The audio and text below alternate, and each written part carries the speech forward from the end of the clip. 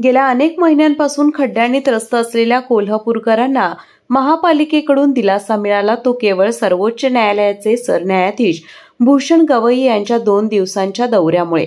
CPR चौक ते Khanwilkar petrol pump तसेच CPR चौक ते दसरा चौक आणि भाऊसिंगजी रोड मार्गे या मार्गावर डांबरीकरणाची धांदल सुरू झाली आहे। हेच रस्ते अनेक महिन्यांपासून खड्ड्यांनी विद्रूप झाले होते।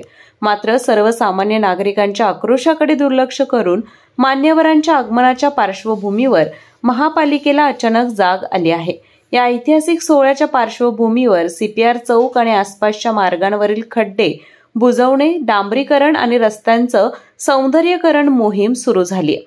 गेल्या कित्येक महिन्यांपासून या मार्गावर मोठमोठे खड्डे असून नागरिकांना जीव मुठीत धरून प्रवास करावा लागत होता। अनेकदा अपघातही घडले, मात्र महापालिकेकडून कोणतीही तत्काळ कारवाई झाली नाही। सरन्यायाधीशांच्या आगमनामुळे केवळ 2 दिवसात रस्ते चकचकीत होऊ लागल्यानं नागरिकांमध्ये तीव्र नाराजी व्यक्त होत आहे। महापालिकेची कार्यतत्परता केवळ व्हीआयपींसाठीच का? वर्षभर आम्हीच का खड्ड्यांमध्ये गाड्या मोडून घेऊ? आमच्या तक्रारींना महत्त्व न देता मान्यवरांच्या स्वागतासाठी रस्त्यांना मेकओव्हर देणं ही दुहेरी नीती असल्याचा आरोप नागरिकांमधून होत आहे। मान्यवरांच्या दौऱ्यानंतर पुन्हा हेच रस्ते खड्डेमय होणार नाही, त्याची शाश्वती मिळावी अशी मागणी देखील होत आहे।